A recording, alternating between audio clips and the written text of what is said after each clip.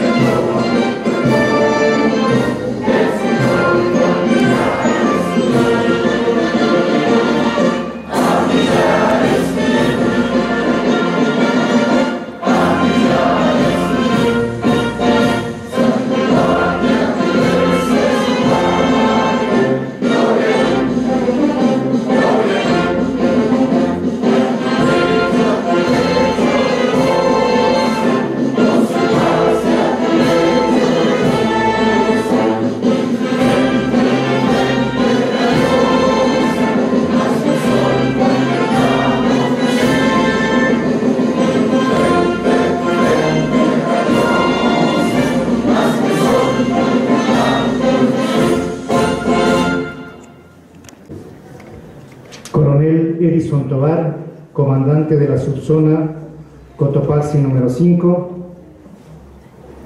teniente coronel Freddy Játiva, director de la ESPE sede Latacunga, doctor José Luis Segovia, presidente de la Corte Provincial de Justicia de Cotopaxi, doctor Augusto Semanate Caicedo, fiscal provincial de Cotopaxi.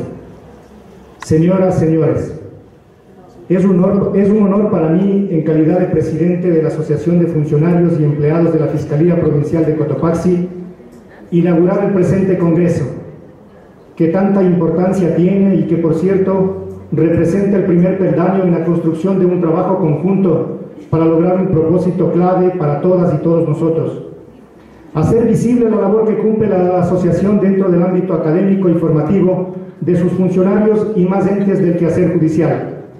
Es en este tipo de seminarios donde generamos el espacio propicio para repensar y discutir los alcances y limitaciones del flamante Código Integral Penal, un espacio donde podemos establecer nuevas metas para avanzar en la formación amplia, comprometida y completa del operador de justicia.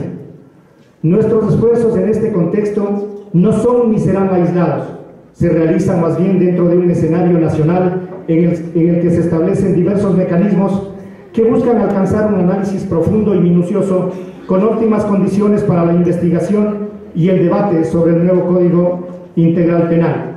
Tenemos por delante todavía desafíos mucho más grandes para integrar nuestro trabajo de forma crítica y amplia dentro de un sistema judicial que toma variantes y se sujeta a fuertes cambios y procesos de transformación constantes.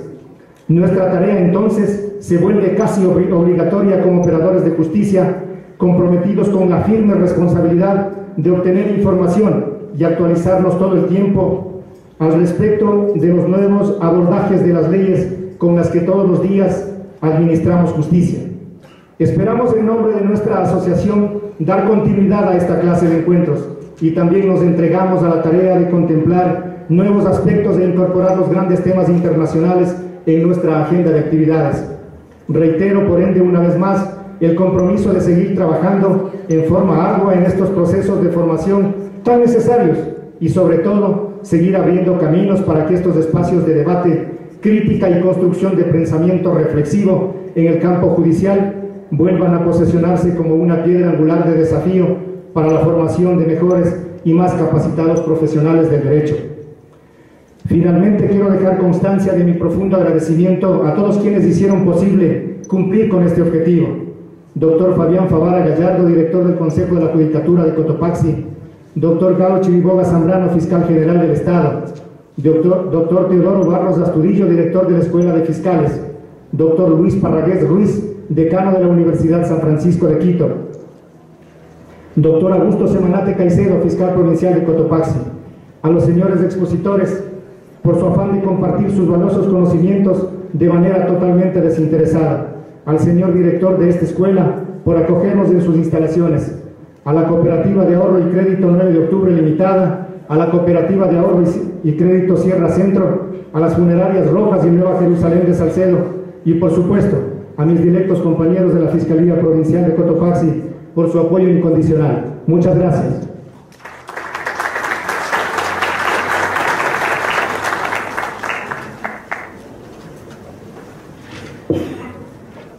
No hay mejores profesionales que aquellos que día a día se van preparando, llevando su conocimiento, las nuevas perspectivas en el ámbito de su profesión. A continuación tenemos la hoja de vida del doctor Diego Zalamea León, quien va a realizar la respectiva interlocución respecto al tema del nuevo Código Orgánico Integral Penal. Los títulos obtenidos: doctor en jurisprudencia y abogado de los tribunales de la República, Universidad de la SUAY; candidato a doctor en Derecho, Universidad Andina 2012; máster universitario en Criminología, Universidad del País Vasco, San Sebastián, España, 1995-1998; diplomado superior en Derecho Constitucional y Derechos Fundamentales, Universidad de Cuenca, febrero 2013; mediador, Universidad de Cuenca. Actual ocupación: director general de gestión procesal de la Fiscalía General del Estado, abril 2014 hasta la fecha. Docente universitario, Universidad Andina Simón Bolívar, cursos: maestría en Derecho Procesal Penal, litigación oral; especialización en Derecho Procesal Penal, litigación oral en etapas previas, tema en el que se estudia las salidas alternativas al juicio oral; litigación oral en juicio; especialización en Derecho Financiero, Bursátil y de Seguro, delitos económicos. Ha realizado las siguientes publicaciones: la reforma procesal penal en el Ecuador, manual de litigación en etapas previas al juicio, reporte del estado de la prisión preventiva en el Ecuador, la oralidad y la prisión preventiva, oral proceeding and pretrial detention en el Ecuador, la unidad de antecedentes penales, coautor, la educación legal en el Ecuador, audiencias en la etapa de investigación, unidad de depuración de denuncias, relator de la primera evaluación de la reforma procesal penal. Dentro de estos aspectos, señoras y señores, vamos a tener en este momento la intervención del doctor Diego Zalamea León. Demos la bienvenida con un fuerte aplauso.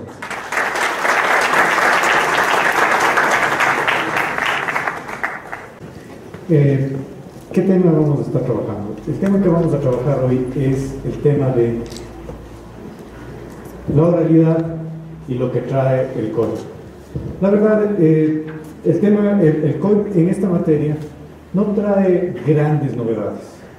Básicamente, las normas vigentes, en su gran mayoría, en su esencia central, iré tocando algunos puntos donde hay diferencias, pero en la base, básicamente, respeta las normas. Hago referencia, en especial, para el tiempo es corto, voy a hacer referencia a las normas de litigio en juicio, no en etapas previas, porque eso es otro tema y obviamente el tiempo no nos alcanza. Bien, ¿qué es esto de la litigación oral? En algún momento en nuestro país cometimos un grave error. ¿Cuál es este? Haber creído que el derecho son las leyes. Es cierto que el derecho tiene esa esencia normativa, pero hay otra parte de nuestro ejercicio profesional que lo hemos dejado de lado y es absolutamente básico. ¿Cuál es ese tema? La parte del ejercicio profesional. Así como en cualquier profesión, hay una parte del área de conocimientos y un ejercicio práctico. Me explico. Un arquitecto tiene que conocer mucho de matemáticas, diseño y esto, pero tiene uno que saber construir una casa. Un dentista sabe de anatomía, sin lugar a dudas. Pero eso no un artesano que tiene que dejarte bastante presentable un diente. Ustedes entrarían a un quirófano donde un cirujano que sabe recitar todos los libros de anatomía, pero no sabe partir y coser. Bueno, me temo que mucho de eso nos está pasando en la labor de abogados. Algún momento creímos que el derecho es solo repetir o comentar lo que ciertas personas dicen sobre las leyes. Pero ¿qué hay del poner en práctica esto? Maradona en su momento fue el mejor futbolista por saber repetir las normas de la FIFA de arriba abajo o de derecha a izquierda, o porque sabía cómo jugar con esas normas. Entonces, esta conferencia va de eso, de las prácticas, de cómo se hace, de las habilidades. ¿Por qué? Porque de nada sirve que sepamos recitar todas las normas si no sabemos ponerlas en ejercicio. Y como esto es un ejercicio vivencial, no hay nada que yo les pueda decir que consiga el mismo efecto que lo que vamos a hacer. En este momento vamos a hacer un pequeño ejercicio. Vamos a ver un pequeño extracto de una audiencia y les voy a pedir un favor grande. En este momento lo único que les pido es que se pongan en los pies, en los zapatos del abogado joven. Cuando se acabe este video, les voy a estar preguntando si es que a ustedes más o menos les diría igual o no que lo que le va a pasar a este abogado joven en esta película. No sé si me puedes ayudar porque veo que está bastante bajo el tema. Veamos este video y tratemos de ponernos en los zapatos de este abogado joven a ver qué le pasa en esta audiencia.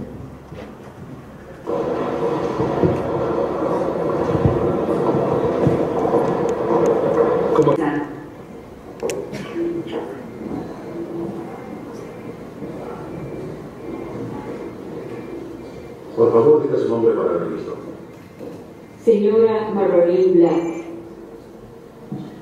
Señora Black, usted es la madre de Donny Ray Black, quien murió recientemente de una leucemia aguda porque le ha acusado grandes prestaciones. Objeción. Insinuación. Sugestiva. Al lugar. Su hijo, Donny Ray, necesitaba ser... Objeción. Insinuación.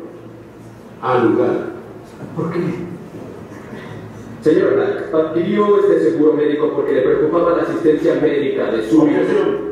Señoría, lo siento. Insinuación. Señor Taylor, ¿por qué no le muestra la póliza y le pregunta por qué la adquirió? Bien. Señor Taylor, debe pedir permiso para acercarse al testigo. Lo siento. Señoría, permiso para acercarme al testigo. Concedido.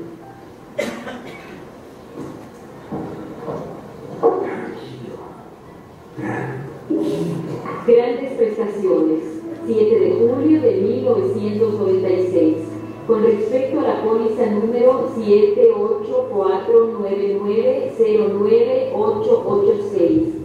Querida señora Black, en 7 ocasiones anteriores, esta compañía ha rechazado por escrito su reclamación. Esta es la 8ª y última vez que lo haremos. Usted debe ser estúpida, estúpida, estúpida. Sinceramente, Everett Dodkin, vicepresidente del Departamento de Reclamaciones. Léala de nuevo. Objeción. Repetitivo, señoría. Al lugar. Su testigo. Señor Romo. Señoría. Por favor, retire esa prueba. Señor Black. Apague eso.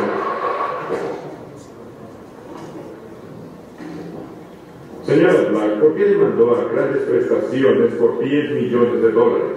¿Eso es todo? ¿Cómo dijo? Creí que era más que eso. Eso se dará al testigo Sí, fiel. señor, su cliente tiene miles de millones de dólares y su cliente mató a mi hijo. Quisiera demandar por una cantidad mucho mayor. ¿Qué haría con el dinero si este jurado le otorga 10 millones de dólares? ¿Qué hará con el dinero? Lo donaré a la Sociedad Norteamericana de Leucemia. Cada centavo. No quiero una moneda de su maldito dinero. Recuerde que está bajo juramento, señora Black. Permiso para acercarme al testigo, señoría. Concedido. Señora Black, quiero que lea la póliza en la página 16, sección K, párrafo 14, artículo E, en el que la compañía de seguros explica en perfecto español que no se hará responsable por procedimientos experimentales. Ahora, su demanda afirma que su hijo se habría salvado si hubiera recibido un trasplante de médula ósea. ¿No es un hecho, señora Black, que solo se realizan 7.000 trasplantes de médula ósea al año en Norteamérica? Menos de 200 en el estado de Tennessee. Objeción, señoría. Está guiando al testigo. Este es un interrogatorio, la insinuación está permitida. Delegada, en cuanto a la insinuación. Entonces no lo cubría la póliza. Ahora, señora Black, ¿quién fue el primero que diagnosticó a su hijo? En un principio, nuestro médico, el Dr. Pesh. ¿Quién sería su médico familiar? Sí, señor, así es. ¿Es un médico apto? Es un médico muy apto. Y es verdad, señora Black, que este hombre apto y confiable le dijo en repetidas ocasiones que un trasplante de médula ósea no le serviría a su hijo debido a la clase de leucemia que tenía. No, no lo hice. No dijo eso. No de esa forma. No a mí. ¿Puedo acercarme al testigo, señor? Señor Black, este es el membrete del Dr. B. Y en la parte inferior, ¿no es su firma? Sí, lo es. Y la carta no está dirigida a mí. Además es un nombre. Objeción, señoría. Una carta del médico de la familia Black para el señor Drummond es algo inadmisible. Tiene mucha razón, señoría. Y no estoy pidiendo que esa carta sea admitida como evidencia. Solo pido que se le permita al testigo que lea la carta de acuerdo con la ley 612 en cuanto a evidencia del Estado de Derecho, para que se aclare su memoria. Es todo. Señor Rey, ¿tiene algo que decir? No lo sé, señoría, simplemente objeto. Y además no se nos proporcionó esta carta en la exhibición anterior al juicio. ¿Tiene algo que decir, señor Ron? Señoría, no sabía que esta carta sería necesaria. Solo espero que esta señora diga la verdad sobre lo que le dijo su médico. ¿Algo más, señor Taylor? No. Señor Drummond, le daré un poco de libertad, pero no se disperse demasiado. Muy bien, señoría. Ahora sí hablar. Esta carta declara la memoria con respecto a que la leucemia de Tony requiera o no de tipo que podría ayudar al trasplante de médula ósea. Sí, pero él no es un especialista. Pero es un médico apto, experimentado y con licencia, que le dijo amablemente una y otra vez, y que naturalmente usted no quiso aceptar, que su hijo moriría de leucemia a pesar de los mejores esfuerzos de la medicina, ¿es cierto? Pero no era un especialista. No le creí. No solo no le creyó, señora, sino que hace unos minutos fue menos que sincera conmigo y con el jurado, cuando nos dijo bajo juramento que el doctor Pech nunca dijo que su hijo tenía tipo de leucemia, que no podía tratarse con un trasplante de médula ósea. Creo que sus palabras actuales fueron: nunca dijo eso, no de esa forma, no a mí. No era un especialista. Solo quería que Donny Ray recibiera el mejor tratamiento médico disponible. Usted había hecho lo mismo. Por supuesto, señor. Por supuesto. Eso es todo. Puede retirarse, señora. Las luces, por favor. Bueno, ¿por qué es importante la litigación oral? Por eso. Levante la mano. ¿Quién cree que le hubiese ido considerablemente mejor en una audiencia de juicio si se enfrentaba a ese abogado y a ese juez? Por eso es importante la litigación. Ok, visto esto y con esta imagen, quería comenzar a trabajar este tema. Señores, tenemos un gravísimo problema. Cambiamos el sistema y creemos que las cosas se hacen de una misma manera. Vamos ya más de 10 años con un sistema oral y tenemos debilidades tremendamente profundas. Por eso es que el día de hoy me he permitido no escoger las normas nuevas para centrarme en ese tema, porque eso implicaría que hemos reflexionado lo suficiente sobre el código anterior, y lamento decir que tengo muy serias sospechas que todavía no hemos reflexionado en serio sobre el código anterior. Así que la prioridad no va a ser solo lo nuevo que hay, sino voy a escoger unos pocos artículos y vamos a estar trabajando en los artículos básicos que les permiten realmente ejercer en este tema.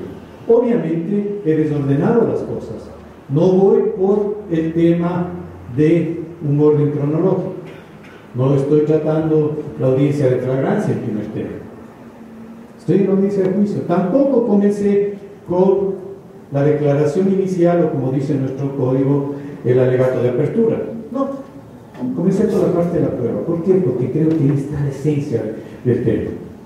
Y en un sistema oral todo se trabaja en base a testigos y peritos. Incluso la introducción de documentos de prueba material se trabaja en el contexto de esto. Así que si no sabemos y manejamos este tema, pues los costos son tremendamente graves. Y déjenme que les comente un par de cosas. Les recomiendo entusiastamente esta película, es de primera, está traducida como Legítima Defensa. También aquí vi otra traducción. ¿Cómo está el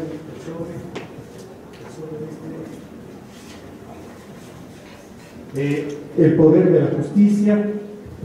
Bien, para que ustedes tengan una idea de quién es este muchacho, es interesante ver.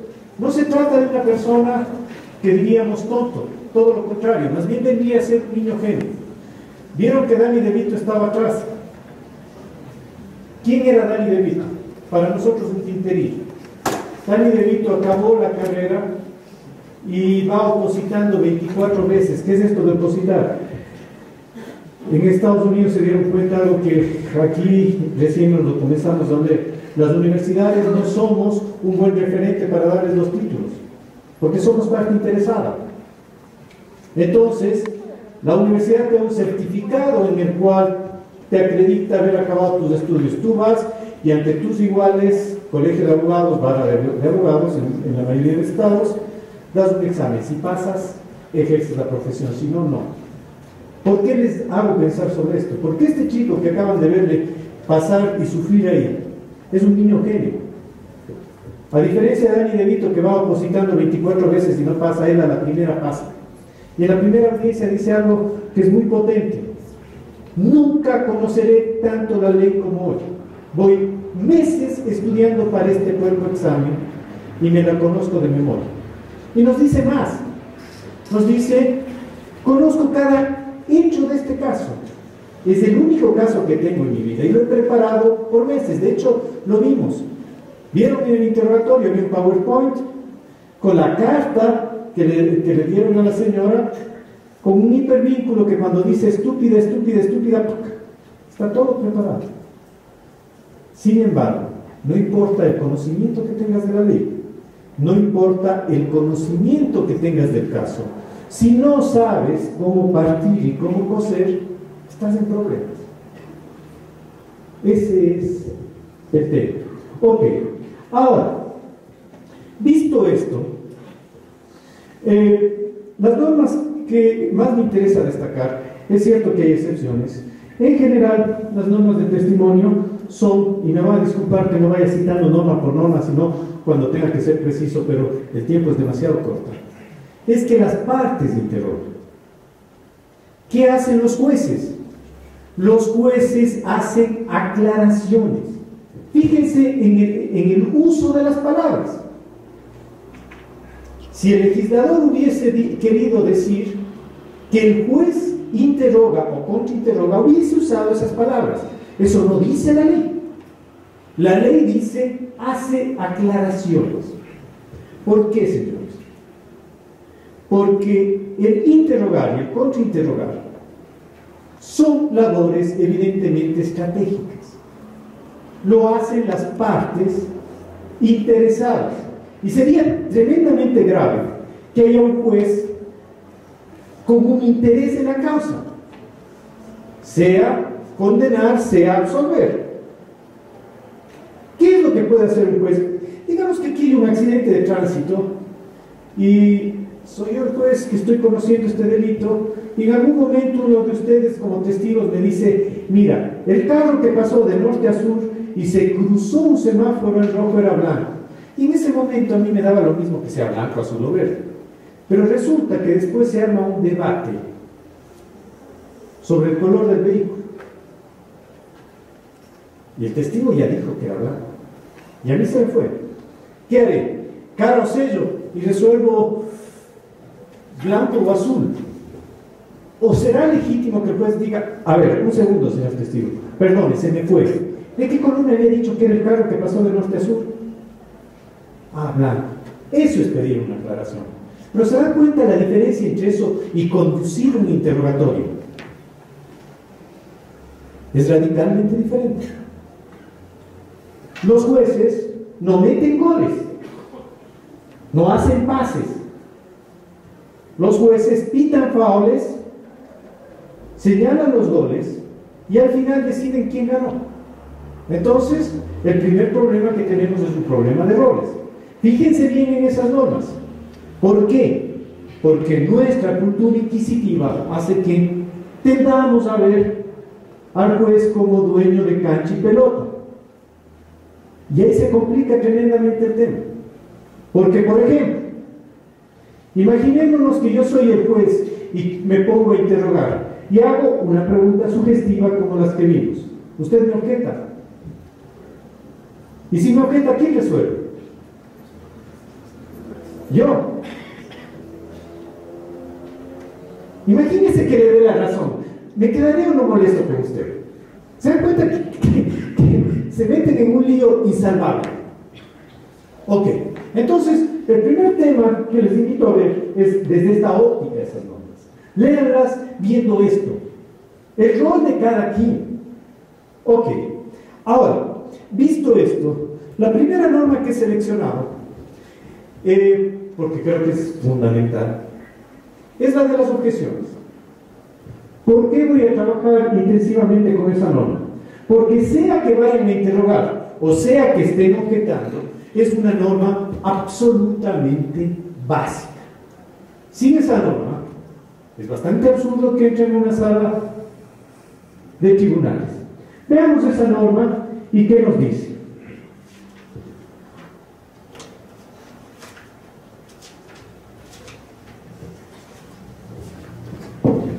(569) Las partes podrán objetar con fundamento aquellas actuaciones que violen los principios del debido proceso, tales como: primero, hago notar lo que acabo de decir, los jueces no objetan, los jueces resuelven, las partes podrán objetar.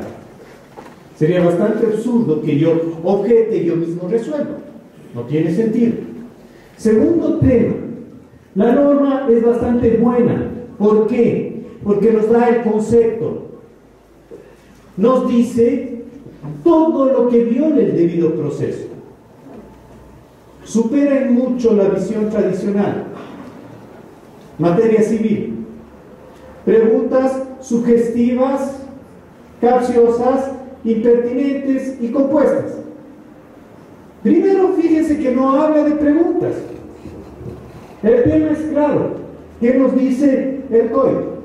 El código nos dice: las partes podrán objetar con fundamento aquellas actuaciones, no preguntas. ¿Por qué? Porque si bien es cierto que los abogados pícaros hacemos porquerías generalmente en las preguntas, somos bastante más creativos que eso. Sabemos hacer porquerías también fuera de las preguntas. Entonces no me interesa si es pregunta o no, lo que me interesa es el debido proceso. Además,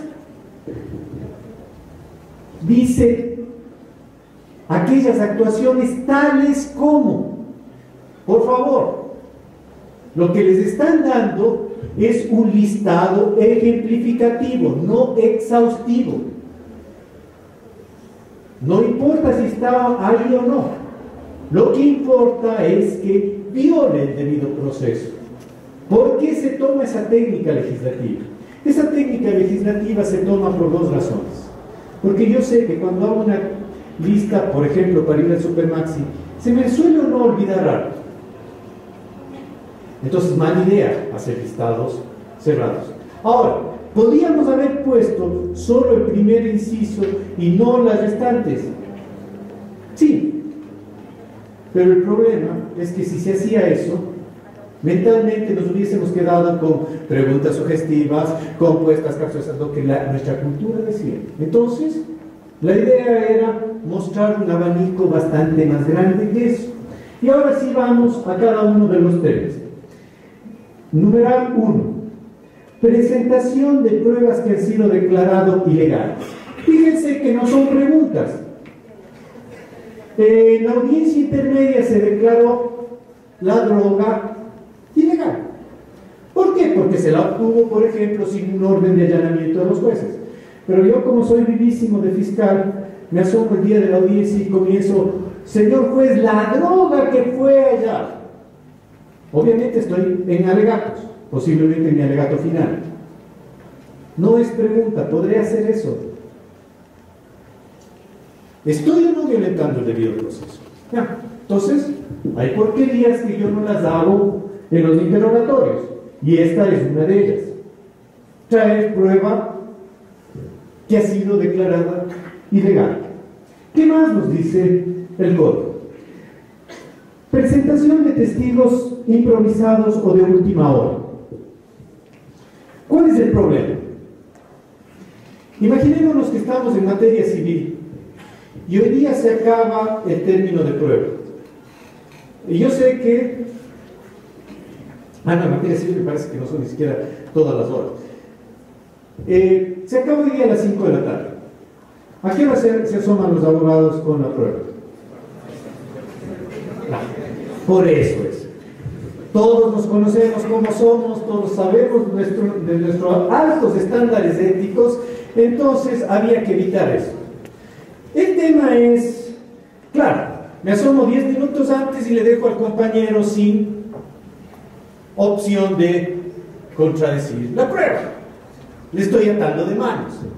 El sistema no quiere eso. No quiere que ganes los juicios en base a porquerías. Esa versión que la tenemos tan clara en materia civil, pues claro que hay cómo hacerla en materia oral. Fíjate, en una ciudad como Quito, acá tal vez se conoce más y bueno, puede ser menos grave. Pero fíjate en una ciudad como Quito, que yo te meta 3 testigos que han sido declarados perjurios, que han sido sentenciados, tú los conocerás. Y ese día te dicen misa. ¿Y ahora? ¿Qué haces? Bueno, ok. Frente a esta norma, no sé si se han percatado, pero hay otra, que no me voy a tomar el tiempo de buscar en este momento, porque no es esencial, que dice que el juez podrá aceptar prueba de última hora. Entre esas dos normas, ¿hay o no una colisión?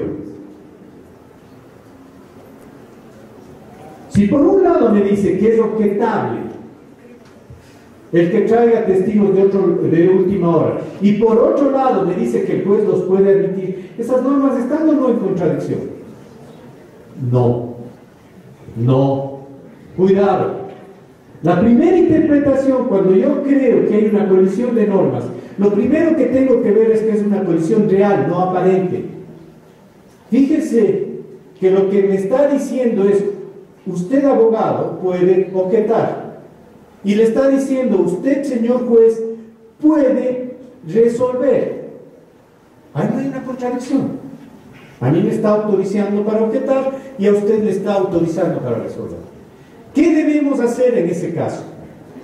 En ese caso debemos buscar la mejor interpretación posible. ¿Cuál es la mejor interpretación posible que yo conozco? El derecho comparado, cada vez que el juez dice puede, quiere decir puede sí, puede no. Y la ley está pidiendo que uses eso como un poco más de intelecto que simplemente decir me caes bien o me caes mal. Estoy apurado o quiero irme. Debería generarse estándares. ¿Cuáles son los mejores estándares que yo conozco? Los mejores estándares que yo conozco es a la fiscalía siempre no. ¿Por qué? Porque en este caso no están en igualdad de partes los dos lados. ¿Quién decide cuándo se cierra una investigación y va a juicio? El fiscal. Ahora, si usted me dijo que está listo y que va, no me venga ahora a decir que va a afectar el derecho a la defensa porque necesita. Usted ya me dijo que esto no tenía cubierto. A la defensa, sí, pero dos cosas. Punto número 1, demuéstreme que la conoció luego de la etapa intermedia, que esto no es una zapada. Número 2, demuéstreme que es relevante. Ahora, el COIP en esto ha aprendido. Estos dos criterios que les digo ahora, si revisan la norma, están claramente establecidos. Que no me gusta personalmente, que trata las dos partes de la misma manera. Y así como es injusto tratar a dos iguales de manera desigual, también es injusto tratar a dos desiguales de manera igual. Y en este caso, está tratando a dos desiguales de manera igual. Entonces, el COIP avanza en este tema. Ahora sí tenemos norma. Usted como defensa puede traerme, sí, siempre y cuando me justifique que no le fue posible anunciarla en el momento adecuado y que es relevante. No me traiga a una persona, bueno, en ocasiones si es que es atenuante, sí sería relevante, pero a decirme que es buena gente, que usted le conoce, que sea relevante el tema. Eso es básicamente los dos temas. ¿Qué más tenemos? ¿Qué otras cosas son objetables? Comentarios relacionados con el silencio de la persona procesada. Odio hacer lo que voy a hacer, porque sé que es abrir los ojos a la porquería más seria que se puede dar. Señores miembros del tribunal, ¿cómo sabemos que el procesado es culpable? Él nos lo ha demostrado. ¿Cuándo nos demostró? Cuando se negó a declarar ante ustedes. Una persona inocente, ¿por qué se hubiese negado a declarar ante ustedes? Hacen eso en un tribunal ante jurados. Y es una de las razones por las cuales se suspende el juicio, cambian todo el jurado y les cogen de las patitas y les ponen fuera del ejercicio profesional. Tan serio es esto. Así que obviamente si les estoy diciendo esto, no es para que lo hagan, sino para que sepan de qué porquerías cuidarse. Señores, si el silencio del procesado es un derecho, se podrá usar como una confirmación de culpabilidad. Muchísimo cuidado. Tengo que enseñarles porque sé que en este momento todavía a la gran mayoría de abogados ni siquiera se les abren los ojos de esta cosa. Pero si a alguien se le abre, el abogado del frente tiene que decir objeción. Y este es uno de los pocos casos en los cuales es legítimo que el mismo tribunal le pare de oficio. Porque este tipo de porquerías, al menos si yo fuese tribunal, ante mí no lo hace. Y les daría el mensaje bien clarito. Cosa que no le quede ninguna duda de volver a intentar hacerlo. Por favor, acuérdense de una cosa. No hay acervo más grande que el que ustedes tienen en un sistema oral que su palabra. No se les ocurra dar un nombre. Pero cuando yo digo abogado puerco, ¿se les viene o no a la mente algo? Asegúrense de que no sean ustedes al que se le venga a la mente a los compañeros. Así como ustedes tienen clarísimo ese personaje, creen que los tribunales no lo tienen. Por favor, no traten de conseguir triunfos píricos. ¿Creen que los tribunales no saben exactamente el nivel ético de los abogados que ven a diario litigar? ¿Usted creería lo mismo una noticia publicada en el Extra que en la BBC de Londres? Pues bueno, garantice que su palabra es tan buena como la BBC, porque eso no solo es una ventaja para este caso, sino para todo el resto del futuro de casos. Si no lo hace por un tema de principios, incluso desde el punto de vista meramente pragmático, es una buena idea. ¿Cuántos tribunales tienen aquí? ¿Creen que es difícil que ese tribunal les conozca a ustedes? Entonces, parece que es bastante mala idea hacer ese tipo de ejercicios. Muy bien. Ahora sí, miren que recién en el número 4 vamos a entrar a las preguntas. Realización de preguntas autoincriminatorias. Aquí hay un problema, para mí un retroceso frente al código actual.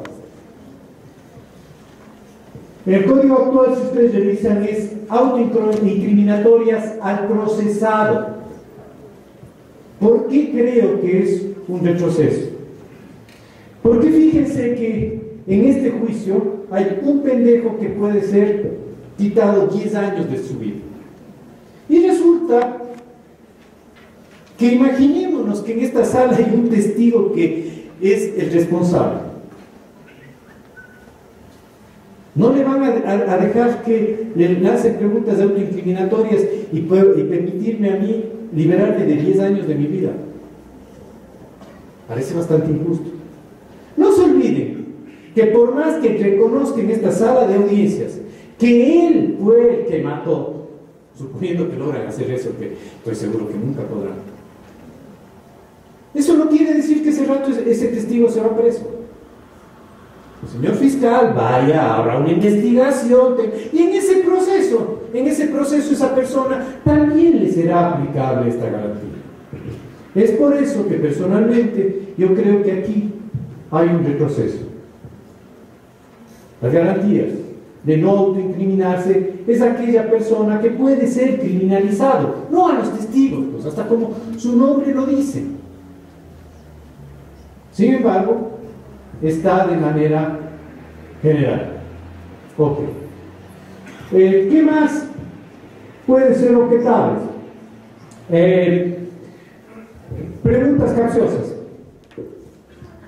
¿Qué es una pregunta capciosa? A ver, alto, porque no los escucho. ¿Qué es una pregunta capciosa? ¿Perdón? Doble intención, ok. Es toda aquella que tiende a confundir al testigo. ¿Quién se anima a hacer una pregunta capciosa? Engáñenme, confúndanme. Vamos.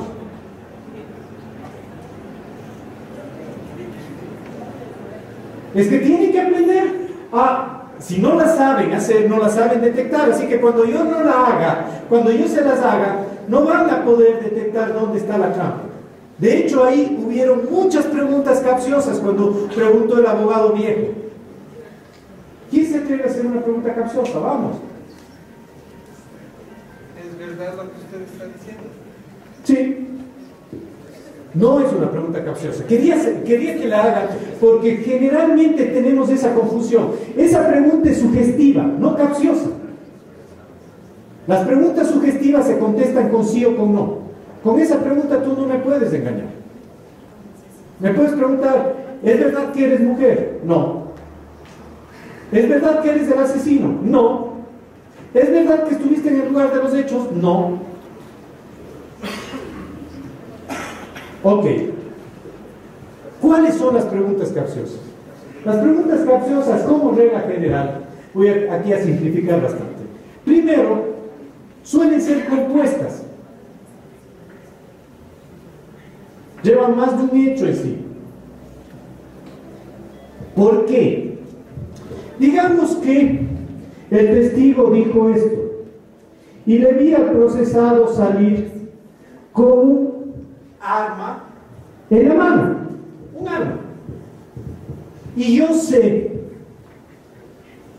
que esa arma es una pistola negra.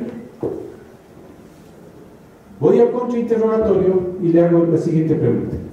Señor testigo, ¿usted vio que mi cliente tenía una escopeta negra en la mano? Fíjense que ya le metí en un lío del cual el testigo no puede salir. Si me dice sí, señores miembros del tribunal, esto es una escopeta. Si me dice no, señores miembros del tribunal, ¿se acuerdan quién le pregunté el color del arma? ¿Me dijo o no que no era negra? ¿De qué colores está? La pregunta compuesta generalmente tiene 1, 2, 3 hechos, 4 hechos. Y en el medio, generalmente la trampa. El diablo siempre está en la mitad.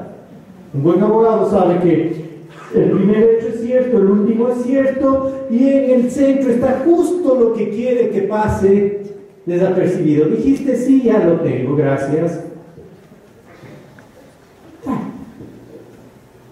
Entonces, por eso es importante no solo entender los conceptos, sino saber cómo se lo hace.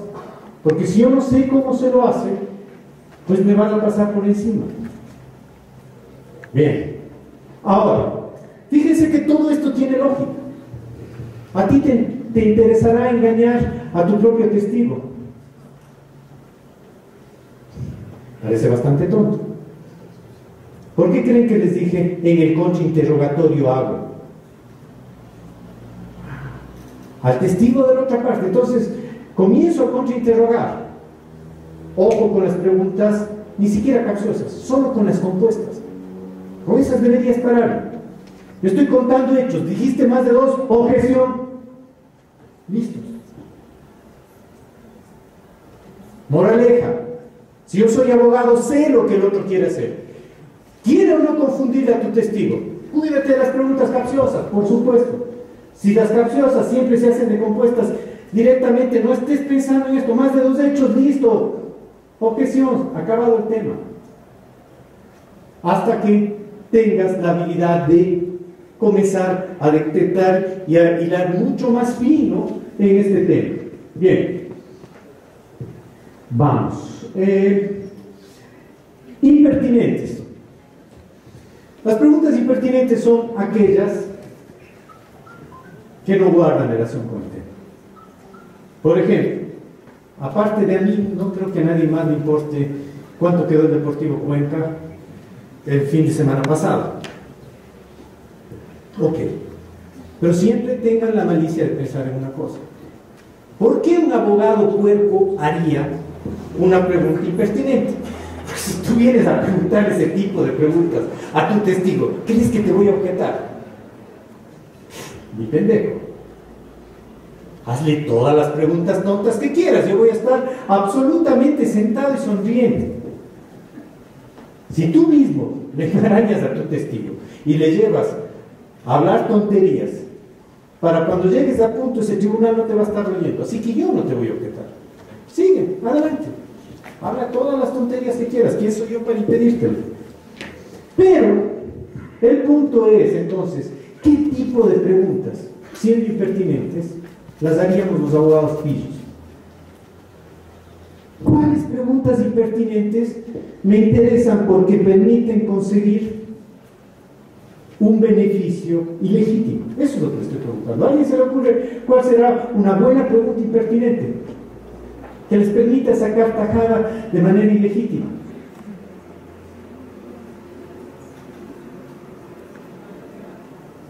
A las compañeras mujeres, generalmente a ustedes les hacen estas preguntas. ¿Cuáles serán?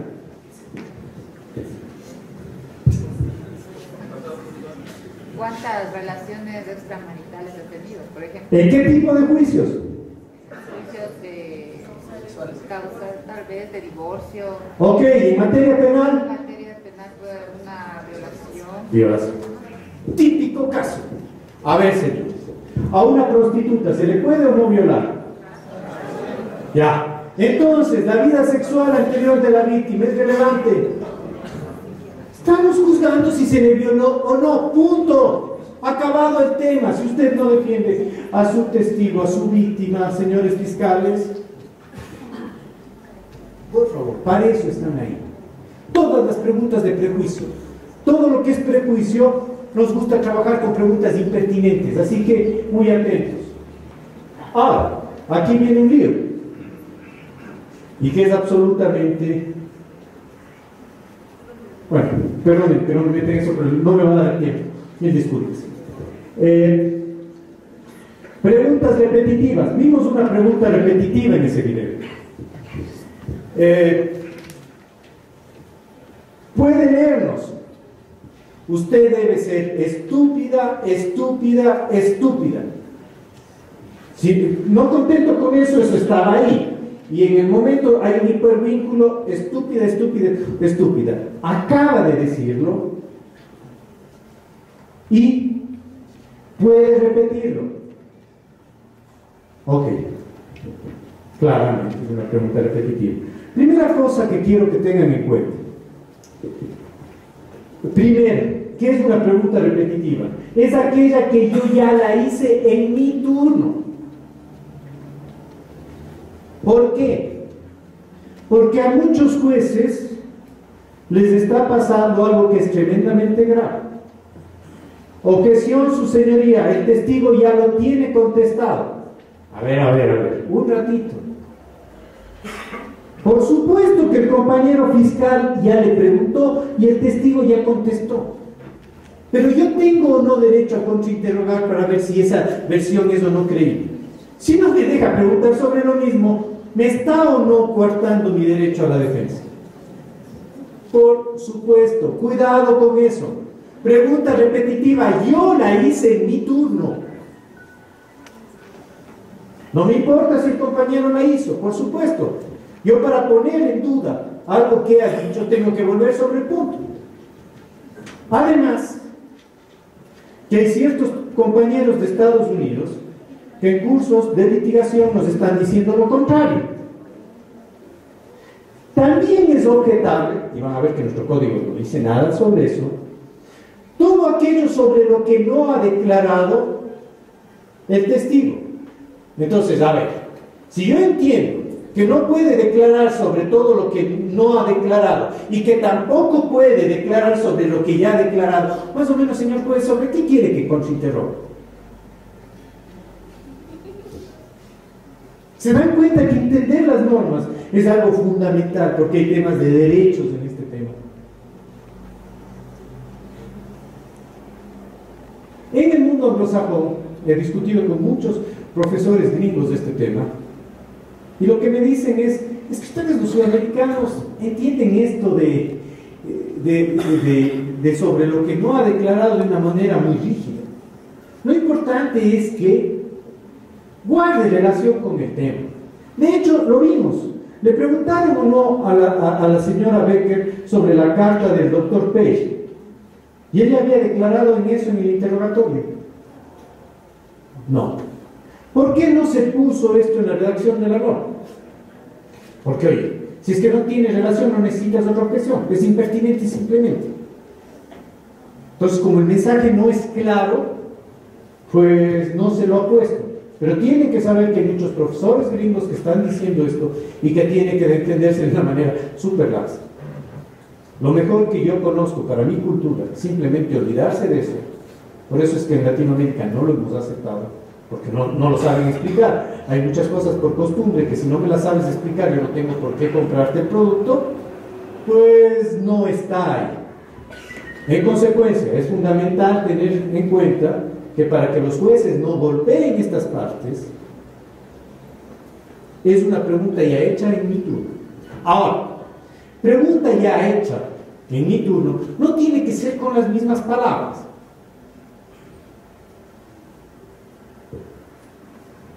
Fíjense que yo puedo preguntarle de qué color era el carro o de qué color era el vehículo, y eso no es la misma pregunta. Entonces no es cuestión de preguntas, es cuestión de que sea la misma pregunta. Ahora, yo puedo darme la vuelta. Por ejemplo, quiero que les quede bien claro que el vehículo era blanco, y fíjense la serie de preguntas que voy a hacer, y no son repetitivas. Llega un momento en que el testigo dice, y en ese momento el carro que iba de norte a sur se pasó la luz roja y colisionó con el vehículo que iba de este a oeste. Un segundo, señor testigo.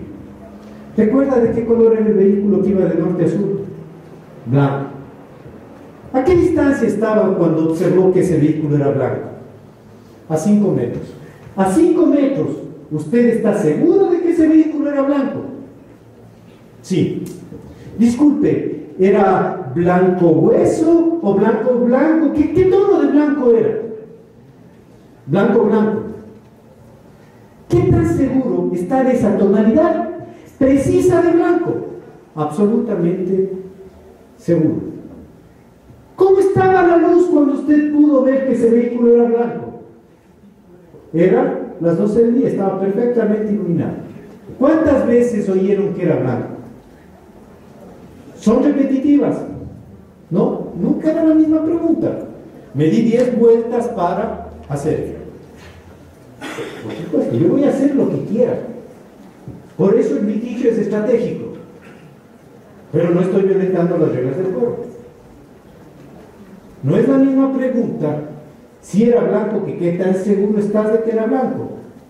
No es la misma pregunta, lo siento. Por supuesto que los abogados sabemos jugar al filo de la navaja. ¿Por qué? Porque yo quiero que ese juez no tenga ninguna duda de que ese vehículo es blanco. Y lo voy a hacer que lo diga cuantas veces a mí me dé la gana. Pero sin preguntas repetitivas. Ok.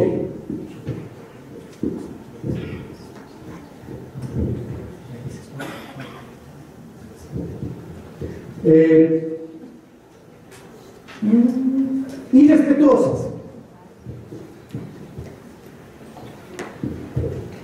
Usted, con su bajo coeficiente intelectual, pudo entender lo que pasaba. Creo que está bastante claro que ese tipo de preguntas no las puedo hacer. ¿Qué está protegiendo el sistema? El sistema está protegiendo el respeto que los peritos se merecen en los tribunales. El respeto que se merece el tribunal.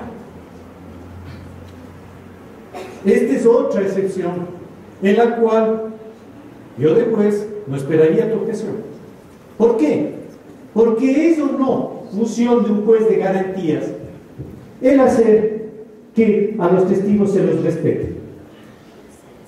Claramente, abogado, esa pregunta no le permito, y usted sepa que ante este tribunal no va a faltar el respeto a nadie. Por supuesto.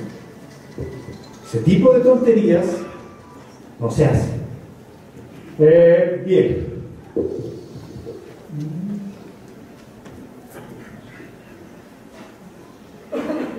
Vagas o ambiguas.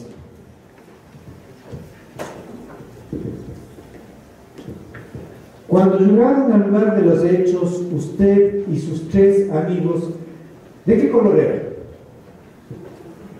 ¿Qué pregunté? Ok, ¿cuál es el problema de esa pregunta? El problema de esa pregunta es que a lo mejor yo estoy preguntando de qué color era el arma y los jueces creyeron de que lo que preguntaba era el color del pantalón de la víctima. Entonces, cuando conteste negro, ok, ¿qué estamos salvaguardando? ¿Se acuerdan de lo que les dije de las preguntas capciosas? Basta con que potencialmente pueda producir un error como para que sea objetable, que pueda confundirle. Bueno, esta también te puede confundir. De hecho, es una modalidad de capciosa. Las vagas o difusas. Las preguntas tienen que ser claras, cosa de que quien contesta sabe lo que está contestando y el tribunal sabe exactamente de qué carajo estamos hablando. Bien.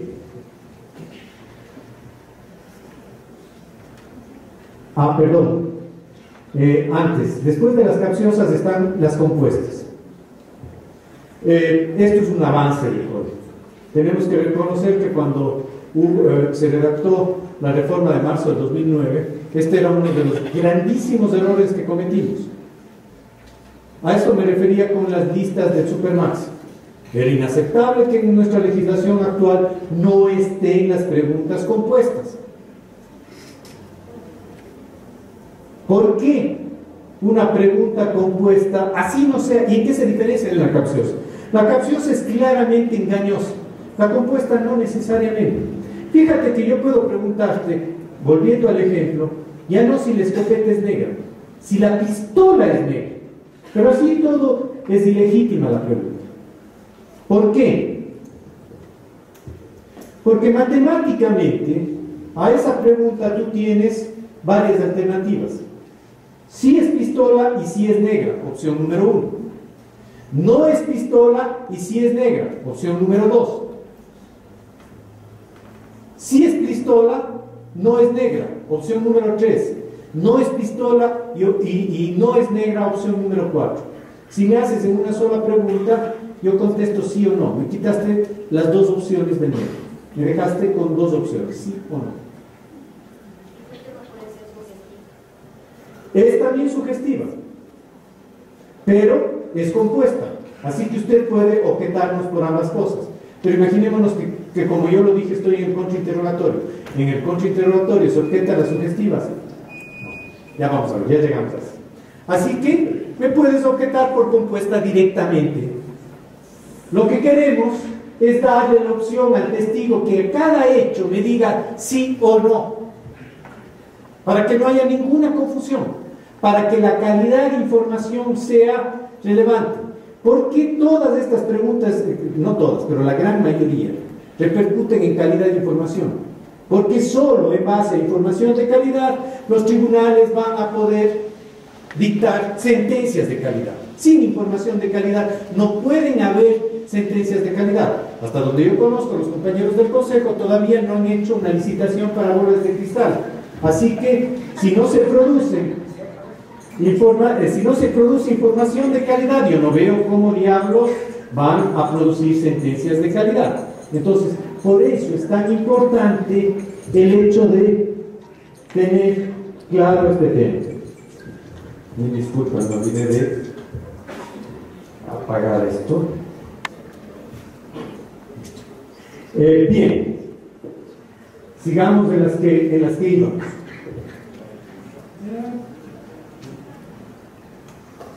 Aquellas que están fuera de la esfera de percepción del testigo. A ver, ¿por qué es ilegítima esta pregunta? Cuando usted y sus dos amigos llegaron al lugar de los hechos, ¿qué fue lo que vieron? ¿Por qué es ilegítima? Vamos. ¿Y qué pasa que hable de dos personas? Todas las preguntas que hablan de más de dos personas son ilegítimas. No, porque puede ser en el contrainterrogatorio, ya lo diré, ya voy a llegar a eso, denme un segundo, la siguiente creo que es esa. ¿Por qué no puede responder por otra persona? Eso.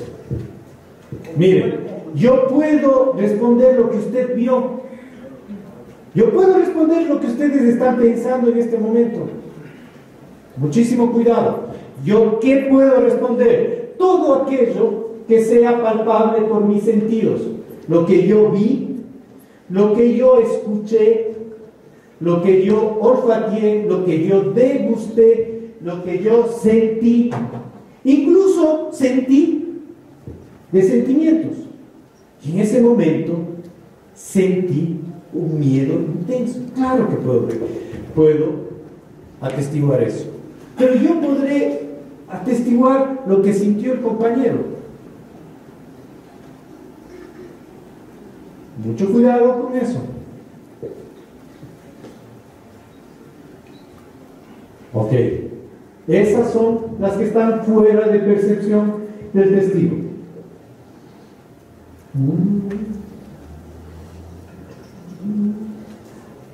Ahora sí, sugestivas, excepto en el contrainterrogatorio.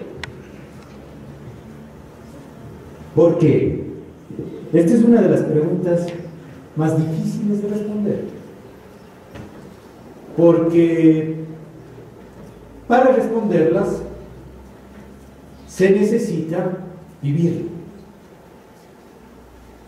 Mire, si estuviésemos en un curso de oralidad, les diría que si se atreven a hacer en un contrainterrogatorio una pregunta que no sea sugestiva, están muertos. De hecho, lo vimos. Fíjense esto. Señora Black, usted demandó por $10 millones a la compañía Grandes Prestaciones. ¿Solo eso? ¿Le parece poco? ¿Le parece poco? Sí. Su cliente tiene $1 billón y mató a mí. Yo quisiera que le demanden por mucho más que eso.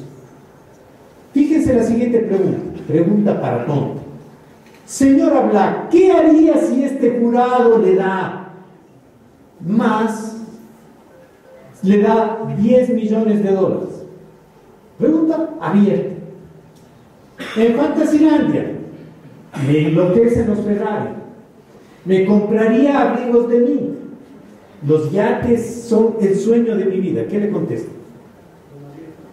No quiero ni un centavo de su maldito dinero. Donaría cada dólar a la asociación contra la leucemia. Cada vez que hagan eso les va a pasar eso. No hay manera de contrainterrogar con preguntas abiertas. Ahora, ¿por qué están prohibidas en el interrogatorio? Ya le expliqué que no me puede engañar con esas. No es porque me puedas engañar, no son capciosas. No ese es el problema. El problema, ¿dónde está? Miren, han notado que la actual legislación y el COI ya diferencia claramente entre interrogatorio y contrainterrogatorio. ¿Qué es eso el interrogatorio? El interrogatorio son las preguntas que yo les hago a mis testigos y a mis peritos. Y pongo énfasis, peritos, mis peritos. ¿Qué sabe el sistema? El sistema sabe que no hay angelitos bajados del cielo.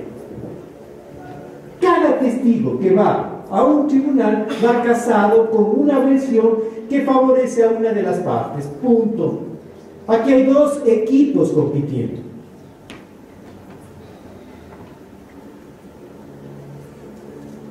No son ni un carajo imparciales, son testigos de parte. Ahora, ¿cuál es el problema?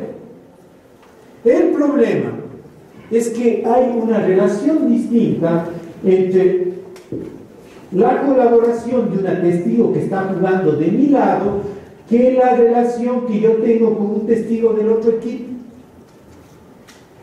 Por decirlo así, la FIFA y en un partido de fútbol me pita el árbitro la patada que yo le doy a un compañero.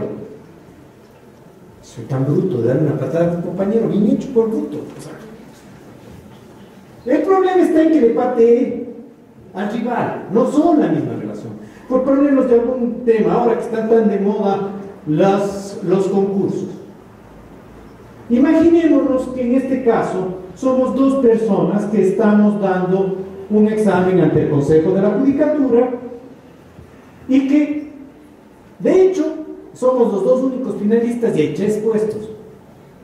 Así que lo único que tenemos que pasar es el 70% de la nota. ¿Habrá una relación de colaboración o de competitividad entre los dos? Colaboración. Si nos ayudamos los dos y ambos sacamos más del 70% de la nota, hay 3 puestos, los dos estamos de jueces, acabado el tema. Ahora, fíjense que el ejemplo cambia si hay un puesto, y no importa si yo tengo 99, si ella tiene 100, el puesto es de ella.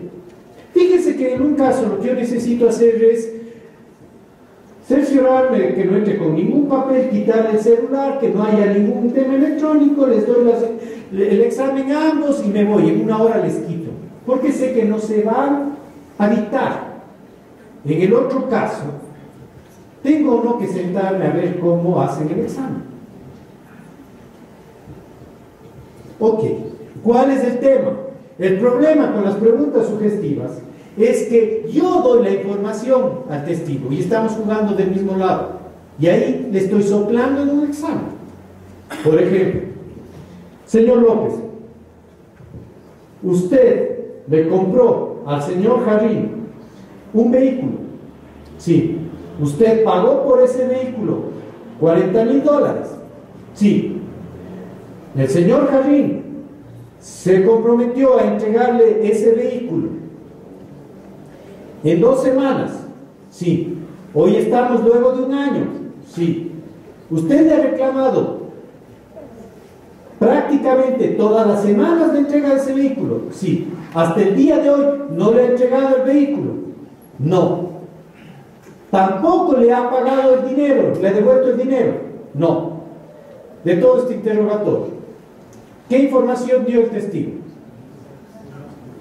Vean, si va a permitir eso, saltémonos un paso. Abogado, pase, le tomo juramento y de testimonio. ¿Para qué carajo traemos los testigos? Ese es el problema de las preguntas sugestivas. No está en que engañan a nadie. Lo que queremos es calidad de información. Y para tener calidad de información necesitamos que salga de la fuente primigenia. En el contraexamen no estamos obteniendo información, estamos sometiéndole a un test de calidad. ¿Cómo funciona esto? Esto funciona desde la óptica de que necesitamos saber qué tan creíble es el testimonio que da. Y discúlpenme, nuestro sistema tradicional nos ha dicho que no sabe cuáles son. ¿Qué testigo dice la verdad y qué testigo dice mentiras? ¿Por qué? Veamos históricamente. ¿Se acuerdan las tonterías que hemos dicho? Por ejemplo, tabulación matemática de la prueba. 2 testigos vale más que 1, 3 vale más que 2, ¿cuál es el problema? 4 más que 3, 5 más que 4, 6 más que 5. Esto se convirtió en quien trae la récord más grande de testigos hasta que alguien dijo, por Dios, hicimos alguna estupidez. No. Ok, lo que hoy hacemos es bastante más tonto que eso. En materia civil, la norma me prohíbe demostrar con testigos una obligación que pase ¿de qué monto? 80, 800, no sé, no me importa. Pero fíjense que lo que la ley está diciendo es, como yo no sé quién miente o no, simplemente te deniego justicia y punto. Es bastante más estúpido que lo que hacíamos antes.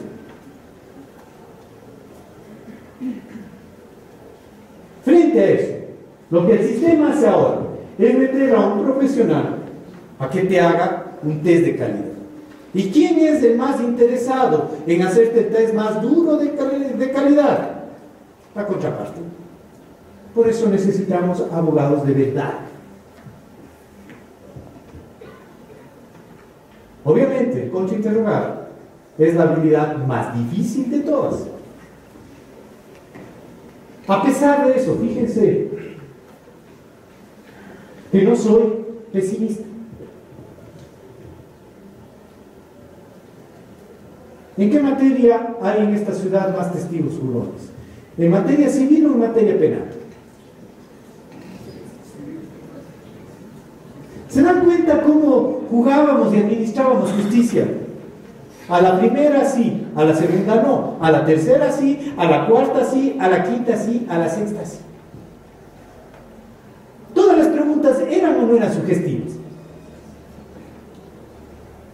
Bueno, así andamos, o sea, para tener una idea de más o menos dónde estamos y cómo hacemos. Al menos a mí, no sé a ustedes, a mí, en la universidad muy prestigiosa de Cuenca, me enseñaron que haga todas las preguntas de manera que se conteste con su... y le haga acuerdo al testigo antes de entrar. Acordarás que todo sí. Eso me enseñaron en prácticas forenses. Ok.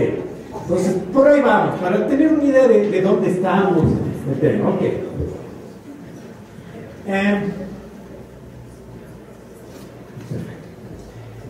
Bien.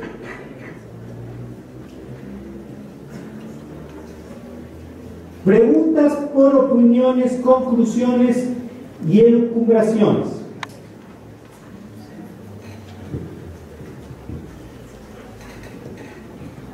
¿Cuál es el problema con estas preguntas? El problema con estas preguntas es, por ejemplo, digamos, volvamos al accidente de tránsito. Yo le podré preguntar a aquella testigo, por ejemplo, de un accidente de tránsito, le podré preguntar,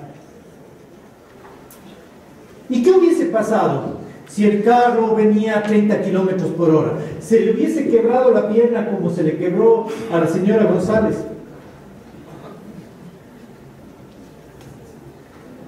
A un perito médico legal le podré preguntar eso.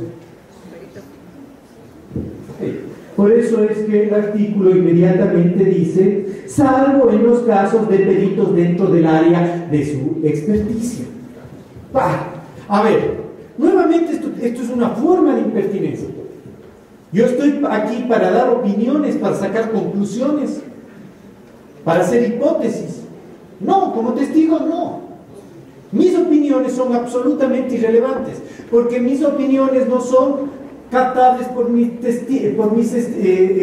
sentidos. No es lo que vi, no es lo que oí, no es lo que olfateé, no es lo que degusté, no es lo que sentí. no puedo, ni es relevante en mis opiniones. Ahora, opiniones en el área de su experticia. Por favor, señores, tenemos que ser mucho más finos en esto. ¿Por qué? Porque la Fiscalía nos está ganando una cantidad de juicios por abogados inútiles. Nos hacen a diario esto. Por Dios, no está diciendo la norma, excepto en el caso de peritos. La norma es clara, excepto en el caso de peritos en el área de su experticia. A los peritos les encanta hablar como peritos fuera del área de su experticia. Y nos meten unos goles. Por ejemplo, ¿han visto o no a psicólogas narrando cómo la niña le dijo que le violó? Cuidado, muchísimo cuidado. A ver. Usted puede hablar del área de su experticia. Hasta donde yo entiendo, estoy dispuesto a escucharle a usted que la niña tiene estrés postraumático y que ese estrés postraumático es compatible con un acto de alta violencia como puede ser la violación. Hasta ahí. Pero ¿conocen algún test psicológico que permita decir cómo yo le bajé la falda a mi hija? ¿Están o no haciendo decir a nombre de la ciencia cosas que no tienen que ver con la ciencia? De hecho, me acabo de acordar que se me fueron las preguntas repetitivas. Perdón,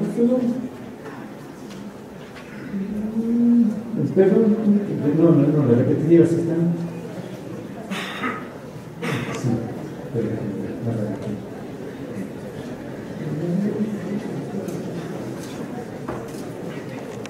las preguntas no usa la palabra de oídas, pero dice siempre y cuando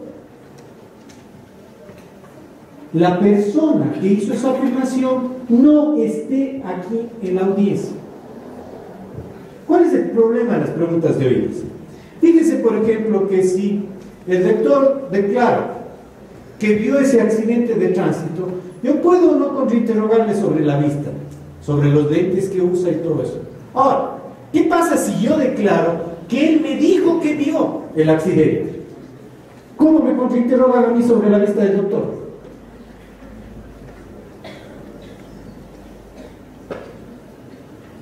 Ya me acordé. Son preguntas referenciales. Las preguntas referenciales también están prohibidas. Y me parece que sí están en el COI. En este momento, mis disculpas, no lo encuentro. Me parece que sí están en el COI, pero péguense una revisada y sí se me acaba de perder. No sé dónde está. Ok. ¿Cuál es el problema de las preguntas referenciales? El problema de las preguntas referenciales es que yo necesito a la fuente primigenia. Porque si no, le dejo a usted sin la posibilidad de contrainterrogar y me pongo el debido proceso. ¿Estoy o no afectando su derecho a la defensa? Contradicción, inmediación, debido proceso. Ok. Entonces, fíjense que lo que nos están haciendo realmente estas psicólogas es darle un testimonio de oídas. Ella está repitiendo lo que la niña dice. Que en la actual legislación no hay ningún problema,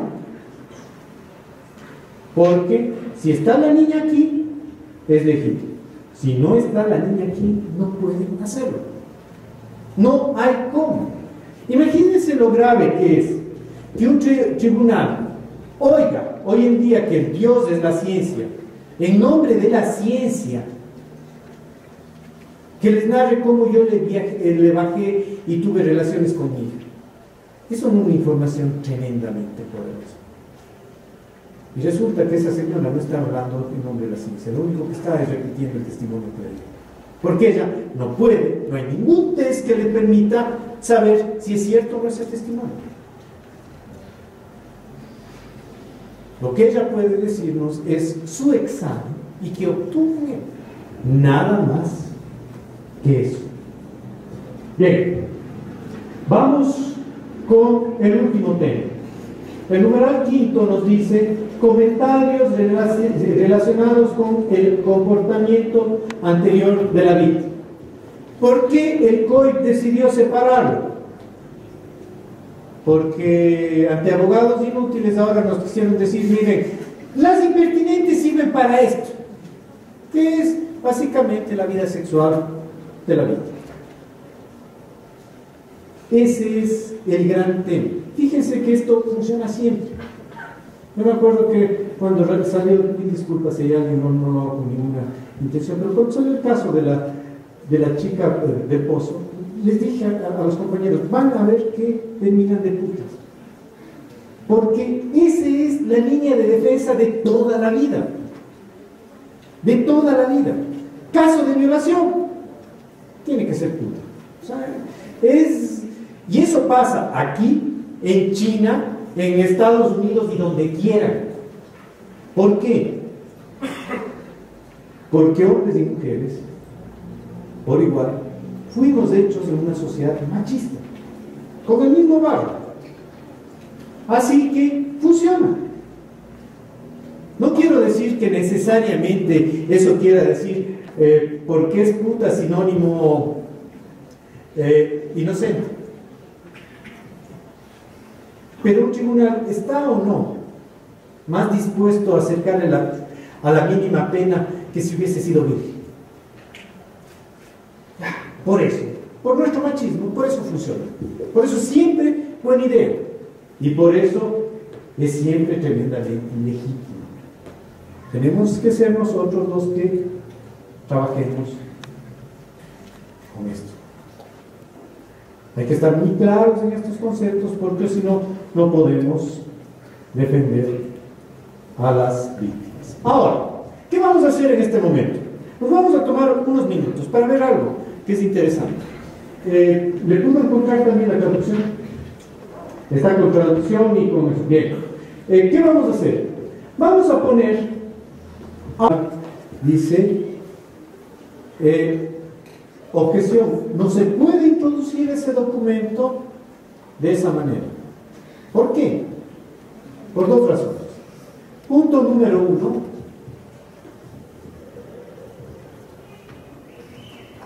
Una carta del doctor Pace, firmada por el doctor Pace, se puede introducir por alguien que no es el doctor Pace. Okay. Pero fíjense lo importante que es saber debatir el tema. Sí, su señoría tiene toda la razón, pero yo no lo voy a introducir. Lo que yo voy a hacer es que él recibió y quiero saber si esto le ayuda o no a refrescar la memoria. Algo más. Sí, su señoría no me anunció esta prueba. ¿Qué es? Prueba sorpresa, lo que estábamos viendo aquí. Fíjense que nuevamente hay que saber debatir. Sí, su señoría tiene toda la razón. Yo no lo anuncié porque creí que el compañero iba a traer testigos que digan la verdad. ¿Cómo diablos yo iba a saber que iba a mentir? Yo no sabía que necesitaba esa prueba. Si fueran ustedes jueces, eso no es una buena respuesta. Y eso no es lo que pasó ahí. Claro, si la testigo decía la verdad, la carta del doctor Pace no era necesaria. ¿Se dan cuenta lo importante que es debatir? Y por eso es importante ser jueces. Porque los jueces tienen que oír eso. Por eso es que no podemos cambiar jueces por computadoras. Ningún Pentium tiene todavía sana crítica. Así que necesitamos la sana crítica de los jueces, que puedan valorar estos temas. Bien. Ahora, quería mostrarles algo de los alegatos, pero creo que hay algo que es más importante que sepa. El sistema y nuestro código, el código, diferencia dos tipos de documentos. Revísenlo, está la norma. No voy por razones de tiempo, quiero acabar con las ideas, no les voy a citar las normas, pero están en su mano, así que tienen que revisarlas. Hay dos tipos claramente diferentes. Declaraciones previas, estos, y documentos, estos. ¿Cuál es la diferencia entre uno y otro? No es que este es de plástico y esto es en papel. Lo que nos interesa es el contenido. Si ustedes ven la letra de la ley, lo que nos dice es: los documentos que no sustituyen el testimonio de los testigos podrán presentarse a juicio. Las declaraciones anteriores, tales como versiones, partes policiales, informes periciales, no serán admitidos como prueba. ¿Cuál es la diferencia? Mire, señores, esto dice quién soy yo, pero dice que vi en este caso. No, esta no es tan peligrosa para el sistema. Estos de acá. Versiones, partes, informes periciales, si ingresan como prueba, se acabó el sistema. El día en que los jueces reemplacen testigos por papelitos, ¿creen que voy a ser tan pendejo de traer a mis testigos para que les conte e interroguen? Se acabó el sistema. Si quieren hacer eso, adiós. Ahí volvimos a lo de siempre. Y claro, cuidado con versiones sofisticadas de esto. No importa si es documento público o privado. Gracias a Dios, eso es uno de los grandes avances del COI. Ya no hay esas diferenciaciones absurdas. La actual legislación tenía una muy mala norma. Era una norma hipócrita. ¿Por qué? Porque quería decir lo que no se atrevía a decir. Fíjense que tal el legislador estaba consciente de que estaba hablando tonterías que no se atrevió a decir. No dijo: documentos públicos valen más que privados. No se atrevió a decir eso. Lo único que dijo es: los documentos se valorarán por su calidad de públicos o privados. Hipócrita, no te atreves a decir lo que quieres decir. ¿Tiene sentido o no decir que los documentos públicos valen más que los privados? ¿Qué opinan? Miren, tal no tiene sentido. Que fíjese que si eso fuera cierto, yo sería vivísimo. El compañero fiscal intercepta una carta de mí a mi amante, con orden judicial, no hay ningún problema, en el cual yo digo: mijita, ayer le puse arsénico a la vieja, heredamos. Documento privado. Pero como soy vivísimo, voy ante el señor fiscal y le digo, voy ante una compañera notaria y le digo: yo no maté a la vieja. Documento público. Señor fiscal, documento público vale más que privado. Me harían caso. Por Dios. Este es el tema de fondo. Todo depende. Hay dos maneras de ver la prueba. La primera es prueba tasada. Documentos públicos valen más que privados. Y todas las tonterías que hemos dicho. Fíjense lo que decimos hoy. El testimonio de las víctimas por sí solo no son prueba. A ver. ¿Y más o menos qué son? Ya me los dejaste en el limbo. Cuidado, no me dices no son prueba plena. No. Dices no son prueba. ¿Para qué queremos a las mujeres violadas en las audiencias? Por el morbo que nos genera. Ese tipo de estupideces están escritas. Gracias a Dios ya no en el código.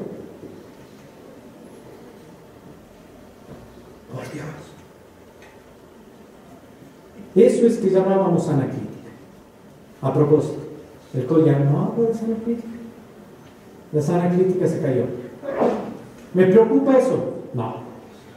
¿Por qué? Porque si bien, a mi manera de ver, cometió un gravísimo error al no poner la sana crítica, pero por otro lado, no puso ninguna norma de valoración de la prueba. Es cierto que por ahí hay un artículo bien torpe que habla y tiene hasta el título valoración de la prueba, pero no tiene nada que ver con la valoración de la prueba. Si ustedes analizan, lo que nos dice es que criterios de admisibilidad de la prueba, que es otra cosa. Por ejemplo,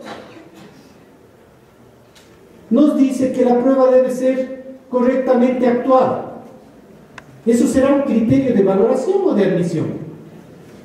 El juez podrá valorar la prueba y decir, a ver, como no hubo orden de juez, el tribunal va a decir, como no hubo orden de juez, no le voy a dar mucho valor a la droga, pero la voy a valorar. Dice lo mismo de la cadena de custodias. Esos no son criterios de valoración, son criterios de admisión. Y no tenemos criterios de valoración. Ahora, ¿qué es lo bueno? Si no tenemos criterios de valoración, lo único que podemos usar es la sana crítica. ¿Qué es la sana crítica? La experiencia, la ley, en español, sencillito, fácil. ¿Qué es? De buen juicio, por ahí esa me gustó más. Sentido común, punto. Nada más, sentido común, eso es todo. Lo único que se necesita es sentido común. Miren, nos hemos pasado de vivos frente a la sociedad. Les hemos hecho creer que para administrar justicia se necesita, y queremos cada vez doctorados en derecho. Mentira, mentira. Las mejores sentencias que yo conozco, las que han cambiado la historia, han sido dadas por jurados. Y es requisito para ser jurado no ser abogado. ¿Por qué? Porque en general creo que tenemos bastante menos sana crítica que un ciudadano común. Así que tratemos de dejar de tomar el pelo a la gente. Seamos sinceros. Esta pendejada de la justicia no es de 4 iniciados que nos hemos autonombrados en este tema. No, no, señores. Esto pertenece al pueblo. Si la gente no entiende la justicia, puede tener lealtad con la justicia. Y si no tiene lealtad con la justicia, creen que este país va a una parte. ¿No les gustan los jurados? ¿Qué? No tengo problema en eso. Porque son de gringos. Bueno, los gringos no tienen nada que ver con los jurados. Ellos son tan conquistados como nosotros. Así que, ¿no te gusta el mundo anglosajón? Perfecto. Supongo que te gusta Alemania. Alemania, tribunales descaminos. ¿Qué es eso? Siempre en mayoría ciudadanos comunes. 3 abogados legos, 2 de derechos. 2 legos, 1 de derechos. Siempre en mayoría ciudadanos comunes. ¿No te gusta Alemania? España, ya aprobaron los jurados. El mundo entero está reconociendo que esto es de la gente. ¿Por qué?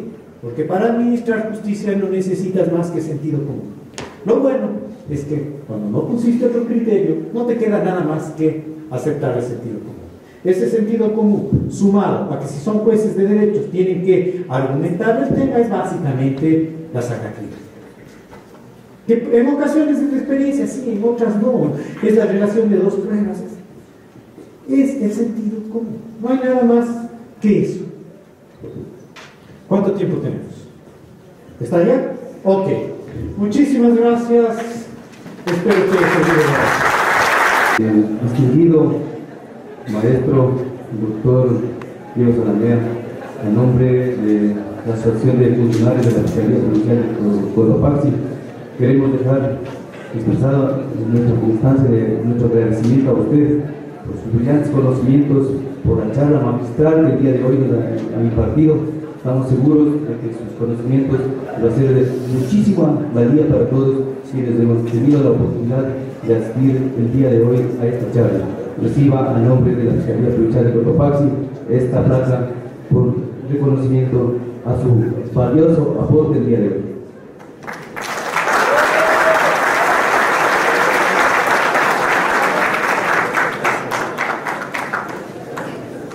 Con esto damos por concluido